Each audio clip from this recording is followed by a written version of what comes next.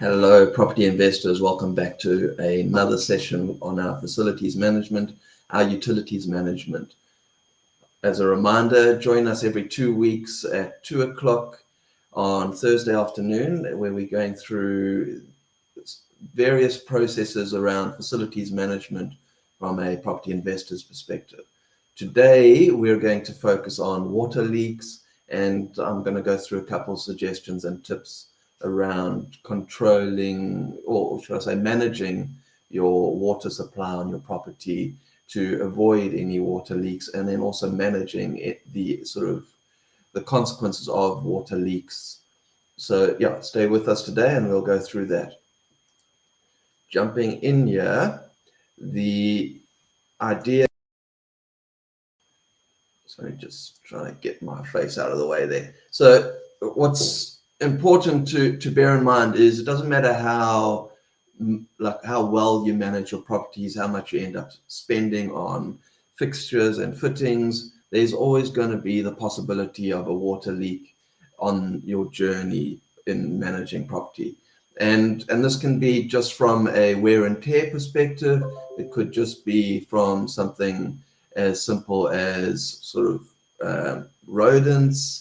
And even the worst part that we always have to deal with is theft of pipes, break-ins, and just purely like contractors being in or around the property where they might just by accident puncture a pipe, bend a pipe, break a pipe.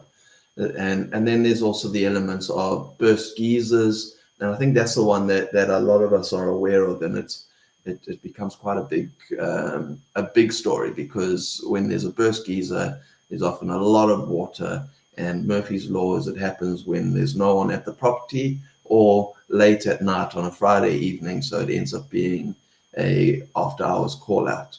So we'll go through some of the elements to consider, and the first one that I want to focus on is around the pipes, because a lot of people are unfamiliar with what options are out there as far as different water supply pipes.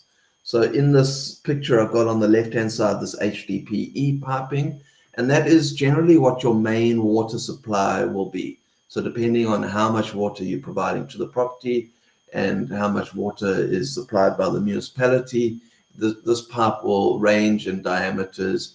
The general sizes that you would deal with on a residential property is a 15 millimeter pipe, or they call it a half-inch pipe, but we generally use the metric system. So it's a 15 millimeter pipe is to sort of all your fixtures, and then you will also range in that 22 millimeter, or otherwise known as a 3/4 inch pipe, and that pipe would supply sort of more of your bulk supplies. So it would come from your municipality feed through the meter on a 22 millimeter pipe or a 3/4 millimeter pipe, and that would go to your geysers. It would then go to the different tee-offs to your taps, and they will generally reduce from a 22 millimeter down to a 15 millimeter, just because the 15 millimeter is a little bit cheaper, and the fittings for the 15 millimeters are a little bit cheaper.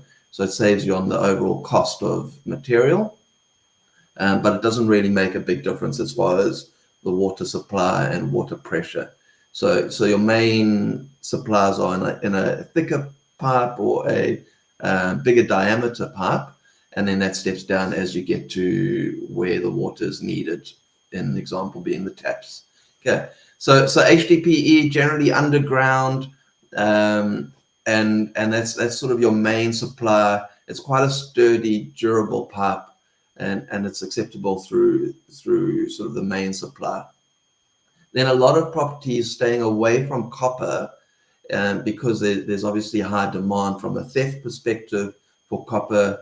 There's lots of money in it for the recycling or the salvage value of copper. So that's where this desire for thieves to steal copper comes into play, is obviously the recycle value that they can get from it.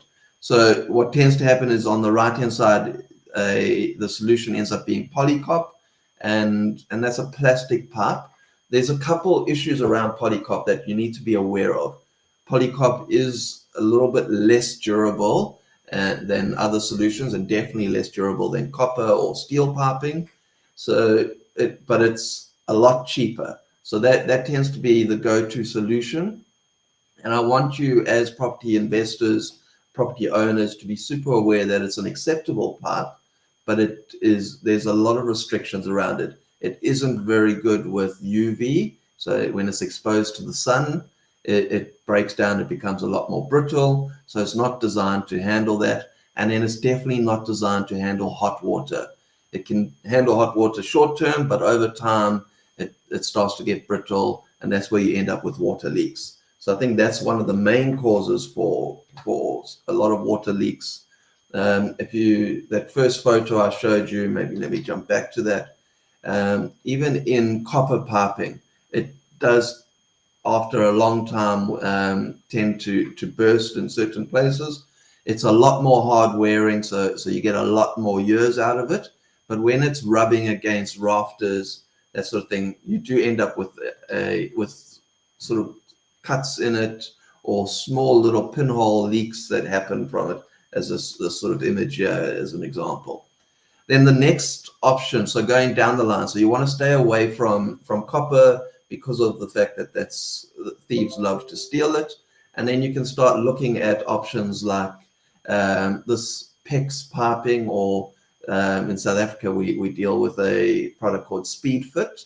And what's nice about this PEX piping is it's a plastic pipe, so that reduces the desire for thieves to steal it or cut it out. But then what's nice about it is it's multi-wall. So if you look at this picture, you can see the different colors in the end of this pipe. So it's white on the outside, white on the inside, and then the layer in between is generally an aluminium layer, and that gives you the strength in the piping. And then also, obviously, there's no copper in here. For them to steal it for that little bit of aluminium coating on the inside, it's not worth the effort. So that isn't really, there isn't much value in it from a sort of recycling perspective. Okay, and then also, obviously, the nice thing about this PEX is it is able to be used on both cold water and hot water. So I really do encourage that if you're doing new installs, or if you're doing renovations, the idea of using PEX piping is a very good solution. And if you look at the smaller image on the bottom right, you can see that it's quite nice because it is compatible with copper. So they use the same fittings. It connects to the copper, to the PEX piping or the Speed Fit piping, and you've got less sort of consumables or less expense around not being able to use the same equipment or the same fittings. So I think there's great solution. This is a great solution around your plumbing, and especially when you're doing new installations. What's nice about Speed Fit is they also offer, I think, a 25-year guarantee on the piping, on wear and tear. And I've heard of some nice promos that they run on that, as far as like additional guarantees around leaks and that sort of thing.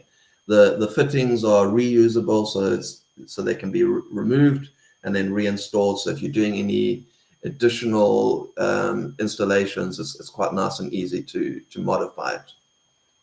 Okay, so that kind of covers the piping, and I think for us around leaks, the places that things that really, or that pipes fail, are on your fixed fittings. So where the pipes are joining each other, and then where there are sort of movements in the pipe.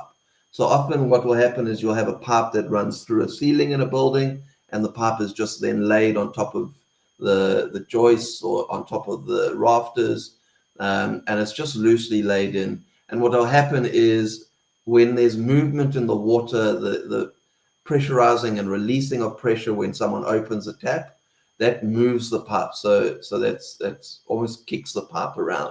And if it's kicking on multiple occasions, what will happen there is it wears away at that spot where it's in contact with roof structure, or with timber or bricks. I've seen it in situations where there'll be a nail close to the pipe, and and that will wear away at the copper or wear away at the plastic. And then that's where you start getting these pinhole leaks. So that's something to bear in mind, is to make sure that the pipes are secured. So they're basically clamped in place, and they're not allowed to move around. Again, I mentioned the idea of avoiding UV when it comes to any piping. So I really do suggest trying to keep all water pipes out of the sun, so it's not getting damaged by the UV rays, because that will obviously give you a lot more years in it. Something that I'm very strong on is this idea of, instead of when you're doing your installations around water pipes, I really do say to people that, as far as possible, make sure that your piping is on the outside. So it's not inside the walls, it's not inside the ground. You want to have visible access to your water supply pipes. In the situation where you need to go through the ground, I strongly suggest that you have a 110 millimeter duct installed when they're trenching, and rather have that pipe go inside that bigger pipe. I know it's an extra cost, but the value of that is you're able to get to that pipe easily. So the actual service pipe, your water pipe itself, is then in a big duct. And what I suggest you do is, at the ends of that pipe where it comes out of the ground, do like a little manhole where it gives you visible sight of, if there is a leak in that pipe or in the fitting underground, it's going to come to that little manhole. You're going to be able to go, hey, okay, there's a leak there. And it's easy for the plumber to then just pull out the pipe and install new pipe, or pull out the fitting, install new fittings. So that for me is first prize, because it gives you that visible element of it. So the thing that you don't do then in that situation is you don't install valuable piping, so your copper pipe, your steel piping, because there's scrap value in that. But if you're using your HDPEs or your PEX piping or your polycop piping where there's no scrap value, then it's fine, because they're not going to then go and try and steal that piping for the scrap value. So, but the benefit for you is, if there's a leak, if there's a small leak in the fitting, or if there's a hole in the pipe, you're going to be able to visibly identify where the problem is.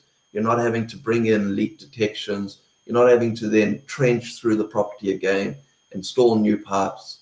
So I really strongly advise, as far as possible, make sure your pipes are surface mounted and they're visible for this detection of leaks. So that for me is like the most important thing to deal with. The other side of things where we tend to get leaks is obviously running through the ceilings, like I've mentioned earlier, where there's pipes rubbing against the joists, the rafters. And then the next big leak problem I find is in geysers. So your geysers will, they're high pressure geysers. So obviously high pressure means the water's coming in at high pressure. It's contained in this big vessel, being the tank of the geyser, which is then pressurized. And then what's happening is you're heating that water inside that geyser. And general science is that when that water is heated up, it expands. So that increases the pressure in that tank, and that will tend to burst a geyser if there's no pressure release valves, if the pressure regulation coming into the geyser isn't installed. So they put in a pressure regulation valve, normally at a 400 kPa, and that valve then stops the municipality water from being too highly pressured going into that geyser. It balances the whole system, and then it reduces the possibility of a geyser bursting. Something to bear in mind is, on your insurance side or on the warranty side with certain geysers, the geyser has to be installed correctly, and they generally, the insurance companies are generally asking for COCs around geyser installations. So the plumber needs to issue you a COC to say that the geyser has been installed correctly. So in the event that the geyser does burst, you are covered by your insurance company.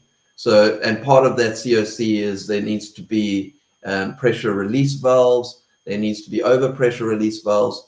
in the event of the geyser getting too hot and basically bursting from that perspective. If a geyser doesn't have those pressure release valves, it can be extremely dangerous, to the point where that geyser can literally explode. And if anyone is in the area of that, they're obviously going to get damaged or going to get hurt. Your property is going to get damaged. And then there's super hot water that's then pouring out of that. So that's another level of fear and concern around someone getting hurt. Okay, so these need to be installed correctly. And with geysers, there'll be, and I say, so there's a high level of chance of a geyser bursting. Underneath your geyser, you generally have a geyser tray or a drip tray. So there's a nice solution around that, where you can actually get these smart meters or these smart detectors that will pick up any moisture or any liquid in those geyser trays. So I suggest that you look out for this as a solution. They work in conjunction with the home Wi-Fi. So if you're in a property where you're providing Wi-Fi to your tenants, this is a nice option to connect it to the Wi-Fi, and that gives live feedback around any water in the geyser drip tray. So if there's a slight leak, this detector will pick that up. If there's a burst geyser and that drip tray gets full of water, it's going to be picked up by this detector. And you can sort of link this to your smart homes a little bit better, where you can also link it to a valve, and basically when the detector picks up the leak in the tray, it will automatically turn off the water supply to the geyser. So it takes away that sort of level of delay where no one realized that the geyser burst and you're then wasting water, or that geyser tray ends up overflowing. The overflow pipe gets blocked. Maybe a bird's built a nest in the pipe, or there's dirt or debris in that pipe. So what would then happen is that overflows. It then damages your ceilings, damages the flooring, damages any cabinetries in the property. So it reduces the knock-on effect of that water leak, where it's not only now a burst geyser, it's now the damage to the property on top of that. So I really suggest this as a solution. And then the other solution I'm really strongly in favor of is this idea of doing a prepaid water meter. And why I suggest doing a prepaid water meter is, if there is a burst pipe, if there is a burst geyser, as I said at the beginning, is 99% of the time, or Murphy's Law, it happens when your tenant or you're not at home. It happens on a Friday evening or a Sunday afternoon, where you can't get a plumber out quickly enough to turn off water. And what happens then is the water just flows. It flows and flows and flows because there's nothing stopping it from flowing. So the leaking pipe that's underground, you're never going to see the leak until it really starts to turn into a marsh. A burst geyser in the ceiling, often the overflow pipe is out the back of the property. No one goes to that area very often, unless someone hears that running water, dripping water. No one's going to realize that there's a burst geyser or a burst pipe. So for me, there needs to be another control that isn't dependent on someone finding it. So, and I think the easiest way is to do a prepaid meter, because what you're going to do is you're going to go, okay, well, every month I'm spending 2,000 Rand on water, and I'm going to load 2,000 Rand at the beginning of the month. And what will happen is, after the first week, that 2,000 Rand is run out, and the tenant's going to go, hey, I've spent 2,000 Rand. It's only lasted me a week. There's a burst pipe. So they're going to look. They're going to find that burst pipe, and they're going to then report that to you. Instead of what happens when you're doing your water, you're billing your water to your tenant through an invoice at the end of every month, you're going to get your municipality bill. You're going to then take the readings. You're going to calculate your water supply to the property, and you're going to invoice the tenant. Now, in this situation, if there's a burst pipe at the beginning of the month, you're only going to find out at the end of the month, when you do the reading, that there's been this abnormal consumption of water. Or even worse, you're going to find out when you receive the municipality water bill, And I've seen it in cases where it's 60,000 Rand, 70,000 Rand of water that you haven't budgeted for. It's going to be impossible for you to turn around and tell the tenant to pay that 60,000 Rand, because they're not going to have that money. And also, they're never going to budget for it, and they're going to push back and say, listen, it wasn't my pipes that burst, it was your pipes. You're the owner, it's your responsibility. So they push it back to you. So this prepaid water meter, I think, is a no-brainer for me. You put the prepaid water meter in. If the tenant decides they want to buy water in phases, so they're buying it 100 Rand at a time, what's nice about that is they're then managing the cost of the water up front. So they're getting no surprise bills. They know what they're using. When there's leaking toilets, they're going to then report that from a maintenance perspective. They're going to get the plumber in, get that toilet leak fixed, or they're going to fix that themselves. So, and as opposed to the opposite happening, when there's a leak or a burst pipe, the tenant tends to go, oh, Mr. Landlord, it's your pipe that's broken. You need to sort that out. Okay. Likewise, if a tenant's away and someone breaks into the property to steal the geyser, steal piping, what they tend to do, the thieves don't really care about the water being lost. They're just they're trying to get as much as they can, as quickly as they can. So they create a huge amount of damage. And likewise, your prepaid water meter is going to run out of tokens on it, or run out of units on it, and just switch off straight away. And that minimizes the loss. Okay, so for me, a prepaid meter is the lowest tech solution, and I really do suggest you put it in place. I put up here an image of this red water meter, and what's important for people to bear in mind, just like the polycop piping I explained earlier, water meters are generally designed for cold water, but I do want you to be aware that there are solutions out there for hot water supply. So that being after the geyser, you're then using a hot water meter. So especially in a multi-let situation where there's tenants sharing the water from a single geyser, there's the option to then bill them for their hot water usage in their unit. So in that situation, speak to us. There are hot water, prepaid water meters available. That's something to consider. And then, yeah, just a reminder around what WhatsApp Prepaid has to offer. There's some great solutions for the South African Property Investors Network members. And I really do suggest that you check out our website, have a look at the options available around prepaid meters. And as I say, for me, prepaid water meters are by far my favorite solution around managing leaks and making sure that you're not suffering the delayed reporting of any leaks, because that really isn't a fun story to go through, dealing with that huge bill, that unexpected bill. And I really do say to you that there's no way that your tenant is going to pay those high bills.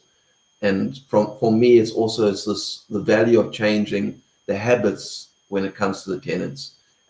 Water is a scarce resource, so we want them to respect that. And when people pay for something up front, they respect it more than when they pay for something at the end or after they've used it, because they're a lot more conscious of what they're using.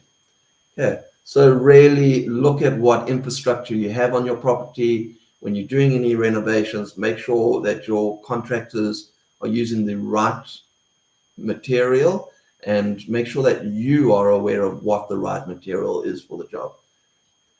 I really do encourage everyone to join us every 2 weeks on a Thursday afternoon at 2 o'clock as we continue to go through a couple of topics around facilities management.